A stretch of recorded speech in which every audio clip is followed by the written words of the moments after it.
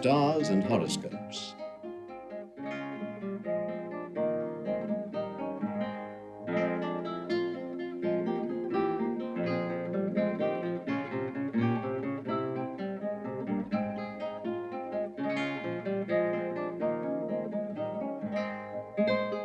The ailing emperor endeavored to read his fate in the stars.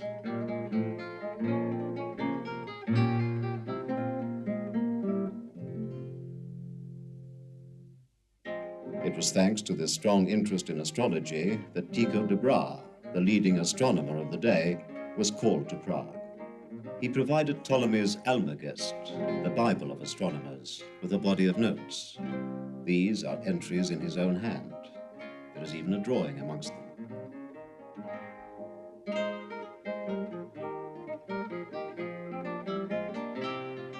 He even furnished the treatise by Copernicus on the motions of the planets with a commentary and illustrations. De Brahe, however, rejected the heliocentric system which Copernicus had discovered some 50 years earlier. Perhaps he did this out of fear of its revolutionary implications.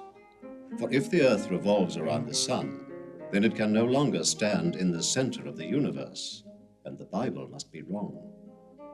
De Brahe sought refuge in a compromise. He combined the geocentrism approved by the Church with the heliocentrism of Copernicus. All the planets except the Earth revolve around the Sun. The Sun, however, with its cortege, revolves around the Earth. Today, this may seem harmless and laughable, but it did not appear so then. Shortly before the death of Tycho de Brahe, Giordano Bruno was burned at the stake in Italy for offering a philosophical justification of heliocentrism, and Galileo was only able to save himself by recanting.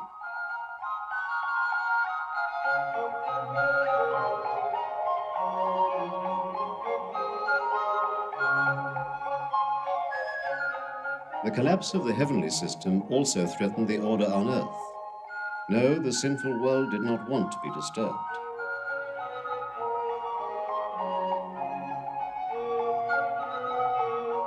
A cosmos thrown open to infinity filled the people, and especially the mighty of this world, with horror vacui, fear of the void.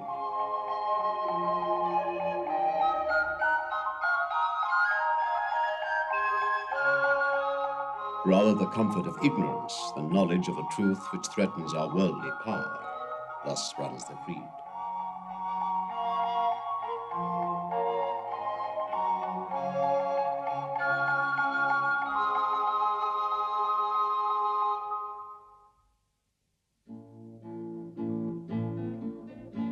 Tycho de Brahe spent the year 1600 in Prague.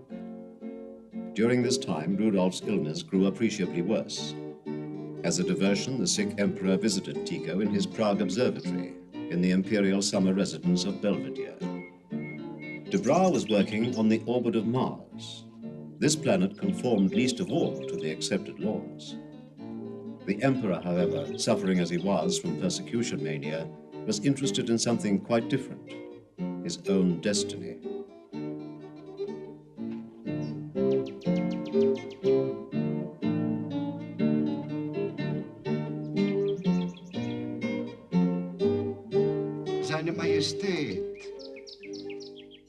His Majesty plagues me with leading questions. He wants to know whether the planets can predict the danger of a violent death. I thought it better to confirm his idée fixe. My horoscopes enabled him to do away with all those he saw as possible assassins.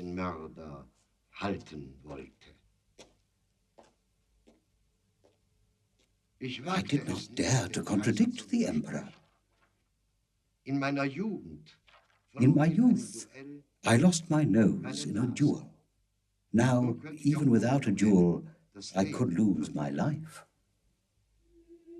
We have no historical evidence that the emperor disposed of his enemies on the advice of astrologers. We do know that Tycho de Brahe died of uremia. That is, he died a natural death.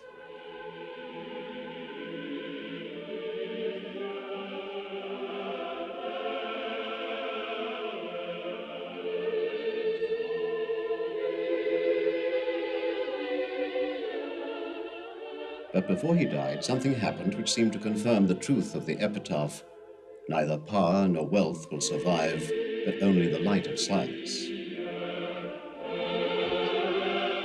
The young Johannes Kepler visited Tycho de Brahe. The most exact astronomical observer of the age met the greatest astronomical theorist.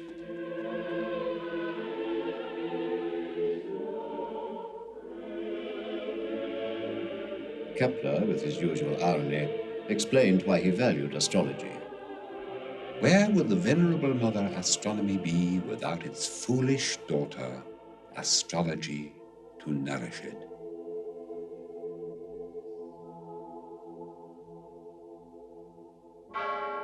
De Brahe had Kepler measure the orbit of Mars. This was the planet whose orbit deviated most of all from the accepted circle. My eyes can hardly see anything now. A half-blind astronomer. It is not in the eyes.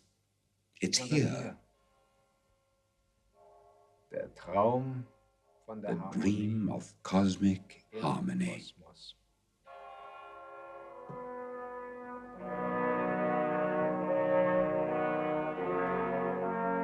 From Tycho de Brahe's notes, the weak-sighted Kepler derived his first and second laws of planetary motion. The Earth and the other planets revolve in an elliptical orbit round the Sun, and their speed varies accordingly. Der Kaiser hat von diesen Gesetzen. It may be that the emperor understood little of these laws, but it was his express wish that he be named as sole publisher of my Astronomia Nova. After the death of Rudolf II, Kepler published the Rudolphine Tables in honor of the late emperor. The title page consisted of an engraving which depicted man's knowledge at the time in the symbolic form of a house. Kepler himself is portrayed in the foundation walls of this house, a scientist who could preserve his integrity under any circumstances. I act in the belief that I am not merely serving the emperor, but the whole of present and future humanity. I will not publish anything that differs from my private views on the subject. It is to the brilliant astronomer's friendship with Hans von Aachen that we owe this portrait of Kepler. Their friendship was symbolic. The universalism of the age of Rudolf was expressed in the interweaving of art and science. Rubens based his painting, The Gods on Mount Olympus, on the actual situation of the planets at the time.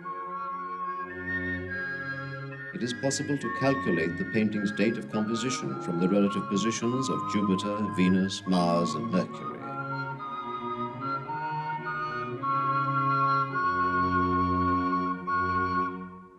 Astronomical representations of the zodiac also inspired the visual arts.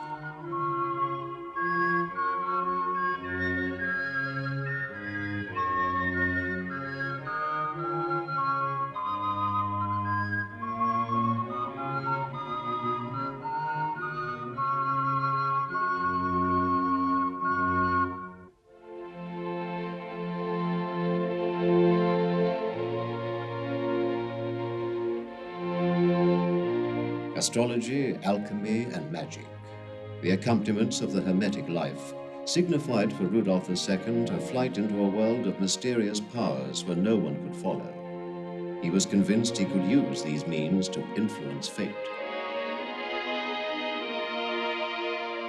He became known as the new Hermes Trismegistos, after the Egyptian god who gave back to mankind the lost books on secret teachings.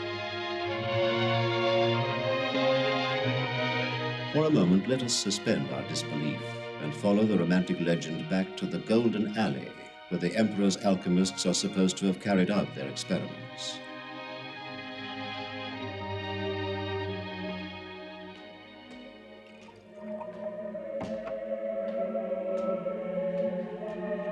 Driven by a Faustian thirst for knowledge, Rudolf took part in mysterious distillations and even became a master of the art of alchemy himself. Let us try using the original formula to produce the philosopher's stone, the great magisterium composed of the four elements. The philosopher uses quicksilver as water, gold as earth, sulfur as fire, and ammonia as air. Take 16 measures of quicksilver, 2 of sulfur, 4 of ammonia.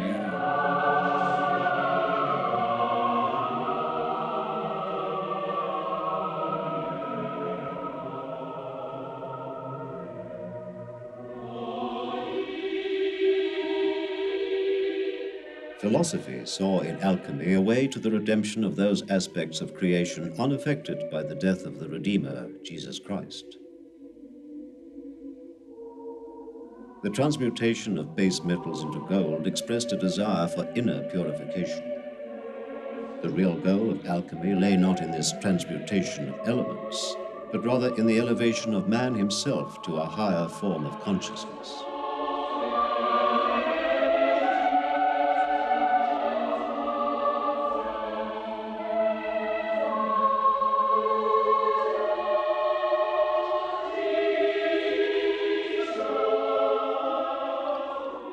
Among the emperor's 200 alchemists, there were many charlatans. According to legend, these were thrown to the emperor's lions. The truth of the matter is that Rudolf's generosity revealed itself in this sphere too. Under his rule, not one single alchemist was executed. This was quite exceptional in the Europe of the day. If John Dee, who had enjoyed the emperor's favor since giving him a magic mirror, could be taken for a scholar, then his companion Edward Kelly must have been a charlatan. In his native England, he had had his ears cut off as punishment for his swindling. This magician without ears had deceived the emperor for years, boasting that he knew the secret of the philosopher's stone. When his experiments produced no result, Rudolf had him thrown into prison. Not for being a fraud, but for killing a man in a duel. The emperor had strictly forbidden dueling. Der Kaiser hat mich verraten. The emperor betrayed me. He even had me tortured to make me give away the secret of the philosopher's stone. But how can I give away something I don't even know myself? Für mich selbst ein Geheimnis ist.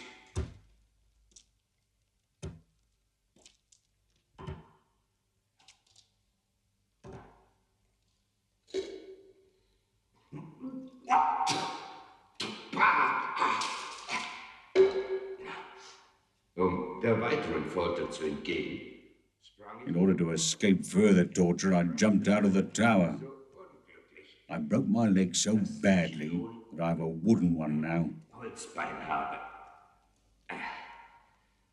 Verratet mich. Don't betray me. Es There's nothing I can do except flee. mir nun nichts anderes übrig, als zu fliehen. Kelly was recaptured after his escape. He died in his cell. The secret was never discovered. The increased interest in the Kabbalah, the mystical beliefs of the Jews, was connected with Hermetism. The Kabbalah could count even strict Catholics among its adherents, including the renowned physician Pistorius and the emperor himself.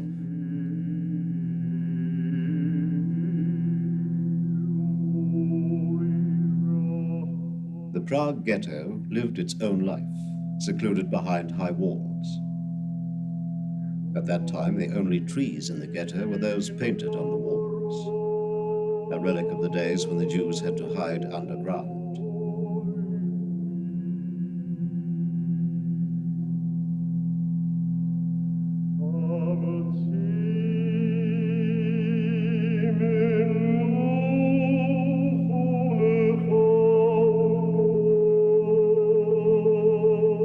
In the Jewish cemetery, we can still find the grave of the great Rabbi Loew. He lies among his pupils.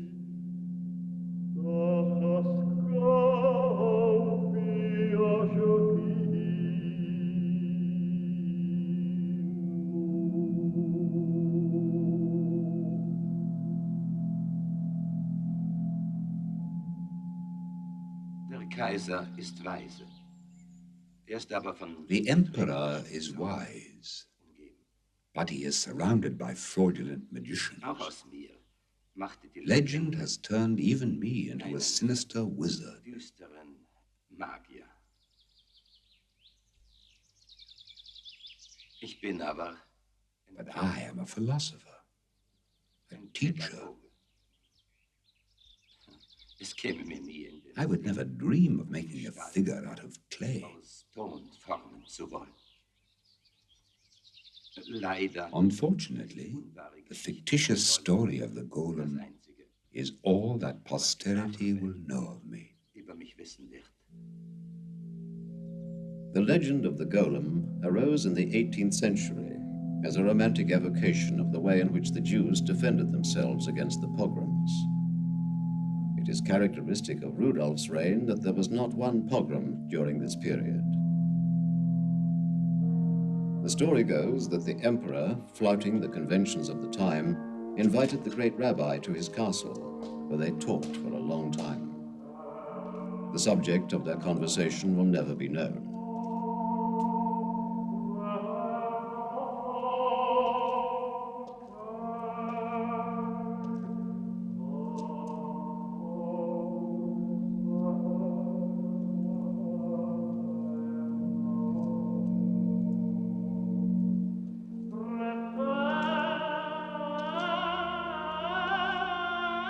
It was Rudolf's thirst for knowledge that attracted him to Rabbi Loaf. The rabbi was one of the most learned men of the age, not only in the ghetto, but in the whole of Prague. It was for this reason that romantic legend made him the creator of the golem.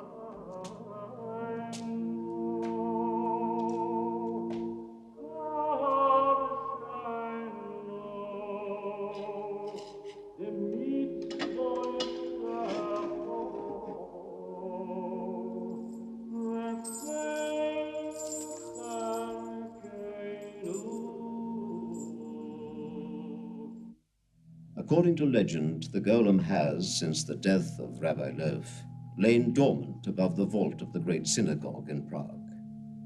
It will return to life if ever the Jewish people is in danger. Let us overcome our fear and make our way to the golem.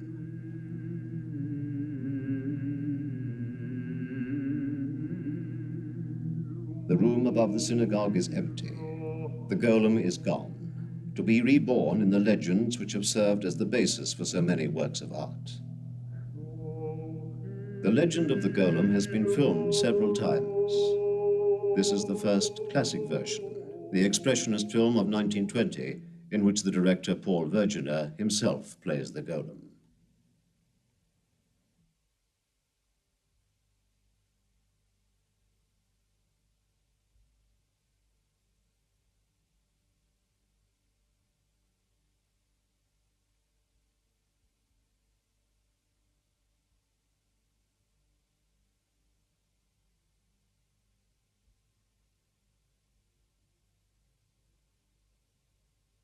The legend of the golem is a vivid representation of the infinite primal force concealed within all matter. It tells of a secret which will one day be discovered and which will be capable either of redeeming or of completely destroying mankind.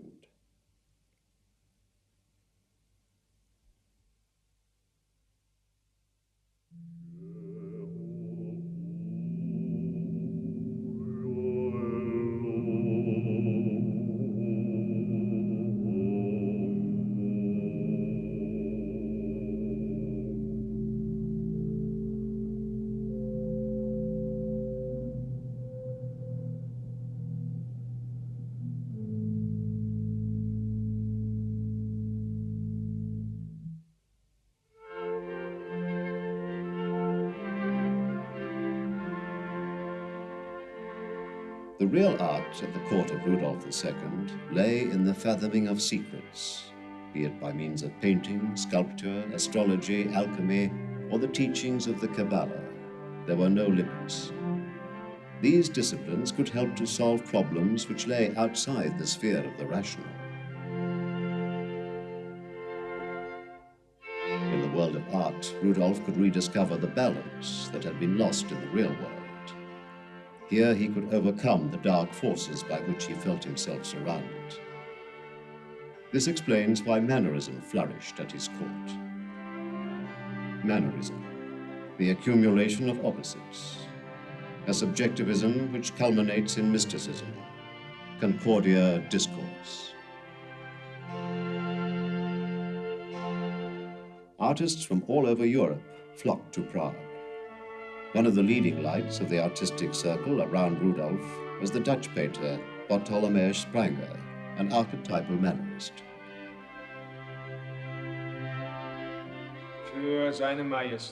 I painted pictures for His Majesty based on Ovid's Metamorphoses and depicting the love affairs of the gods.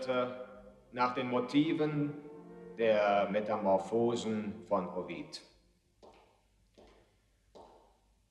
The emperor stood behind me like a shadow,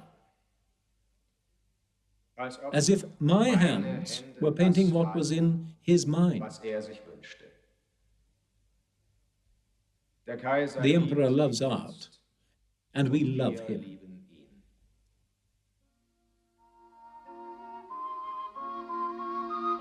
In accordance with the philosophy of Mannerism, Spranger represented the ambivalence of love, the greatest happiness to be found on earth, and simultaneously the deception of the senses. The words of Torquato Tasso could be applied to Spranger's female figures. They are composed of gentle reluctance, sweet and silent resistance, and joyful reconciliation.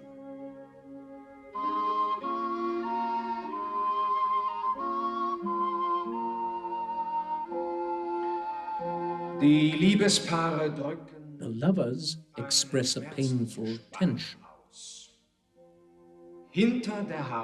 There is a drama concealed behind the harmony.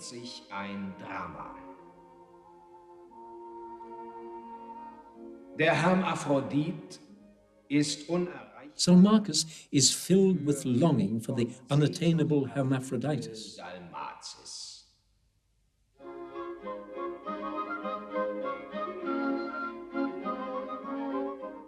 Scylla rises above the enamored but ugly Glaucus.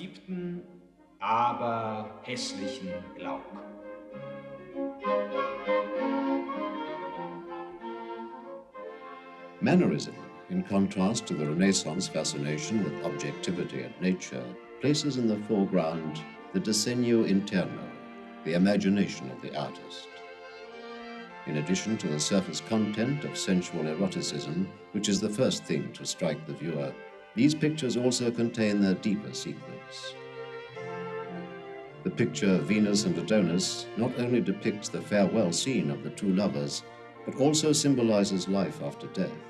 The dead Adonis is transformed into the sun. Each spring he returns to Venus as a young god and brings nature back to life again. The mannerism of the age of Rudolf made much use of allegory. Allegory held a peculiar fascination for the melancholy emperor. It succeeded in combining reality with an imaginary fairy tale world. There was no need to fear the danger of a conflict. Down on earth, the flourishing world of the arts confronted the world of barbaric war. Up in heaven, Fama carried the arts to Olympus. While Rudolf and his entourage admired the arts, the Turks were preparing an attack. But love of art was victorious. It alone could lay claim to immortality. This allegory corresponded to reality in several points. Rudolf not only admired, but in fact also provided the inspiration for many works of art. The relief by Adrian de Vries is proof that in allegory it is possible to defeat even the Turks, who were causing Rudolf such difficulties in the political sphere. A remarkable vision unfolds in the heavens. Juno is covering the moon with a cloth. Diana holds the moon in place. The story goes that a dark cloud helped to defeat the Turks. The Turks were surprised, and the fortress of Raab was captured. Thus, even the gods played a part in the defeat of the Turks. Another of the emperor's court painters, Hans von Aachen, also painted allegories. In contrast to the highly imaginative Spranger, he was a sober realist.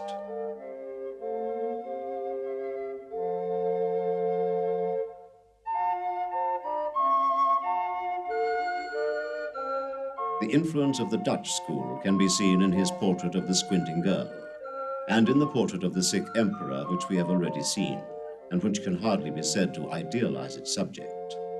Remarkable for its sense of democracy is the picture by Lucas von Valkenbach, showing the emperor at a medicinal spring.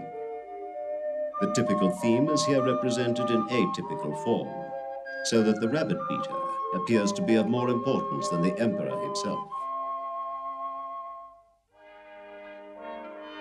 A glorifying tendency diametrically opposed to this is apparent in the bust of the emperor by Adrian de Vries, the most famous sculptor at the court of Rudolf. It dates from a time when the emperor's illness was already well advanced. Here the artist represents the emperor as a powerful ruler, as the hero he had always wanted to be. The lion and the griffin also have a hermetic meaning. In alchemy, their union leads to the philosopher's stone.